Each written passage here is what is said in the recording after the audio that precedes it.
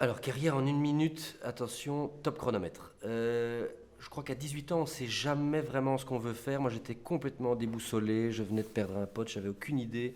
Il me restait un excellent ami qui m'a dit: moi, je veux faire des études de droit.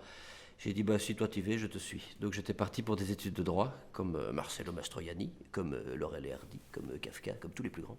Non, et donc voilà. Mais après 4 ans, réussite certes avec fruits et légumes, mais en m'emmerdant royalement, je me suis dit, il faut faire autre chose. J'ai commencé à jouer au théâtre, amateur, des trucs comme ça. Ça a commencé à me séduire de plus en plus. Et je me suis dit, non, dit Dieu, ça, ce serait bien ça que je veux faire, en fait, finalement. Donc je me suis réveillé sur le tard vers 20-21, en fait. Et j'ai commencé à la Ligue d'impro. Il y a mon pote Michel Delaunoy qui m'a tapé dans la main un jour en me disant: tiens, il y a un match d'impro demain, ça t'intéresserait de jouer? Je n'avais jamais fait d'entraînement, jamais vu ça de ma vie. Je l'ai joué. Et je me suis éclaté comme un fou. Donc ça a été une des révélations, en fait, cette espèce de vertige de la Ligue d'impro, des matchs d'impro. C'était la fédération d'impro à l'époque. Puis j'ai commencé le théâtre par là. Et très vite, en fait, j'ai commencé à bosser avec Manu Toro, qui était mon meilleur ami à l'époque. Donc là, j'ai 23 ans, 24 ans. J'ai écrit ces deux one-man shows avec lui. Je crois que j'ai appris autant à le voir jouer lui qu'à prendre mes cours de théâtre que j'ai pris à l'époque à la Klein Academy. Donc tout doucement, je commence à avoir 24-25 ans. J'ai terminé les 3 ans de Klein Academy, donc je commence à être un acteur qui a plus ou moins les outils pour fonctionner. Je regarde bosser Manu parce qu'à ce moment-là, j'écris encore avec lui les faux contacts. Et Manu était un acteur d'une précision mais redoutable, donc j'apprends énormément avec lui.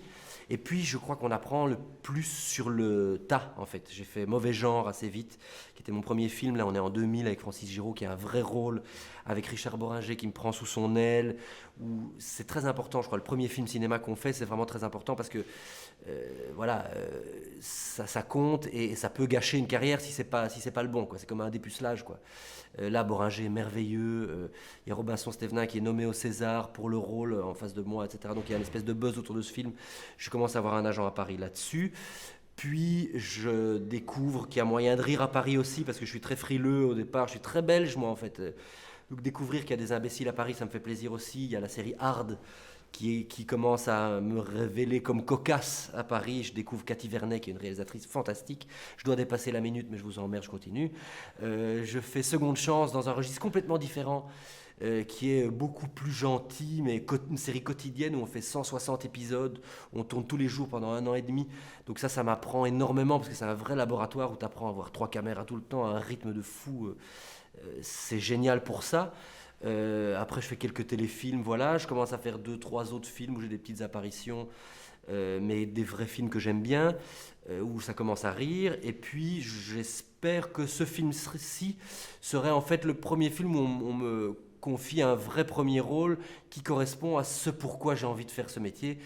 C'est-à-dire, même si j'adore les drames aussi, faire d'abord le bon couillon et faire rire mon prochain avec toute ma modeste humilité et mon talent que j'essaye de déployer, quoi. Et dans la belgitude, à Paris, c'est vraiment tout ce que je pouvais espérer de plus cocasse. Et donc c'est pour ça aussi que je crois beaucoup à ce film et que même il se plante complètement, ce que je ne crois pas, je serais très content de l'avoir fait parce que ça correspond vraiment beaucoup à cette belle gratitude que je trimballe depuis Faux Contact, depuis Tcheudi qui étaient des chansons à la con. Enfin voilà, cette belle gratitude à Paris, moi c'est vraiment mon fond de commerce et j'adore faire ça.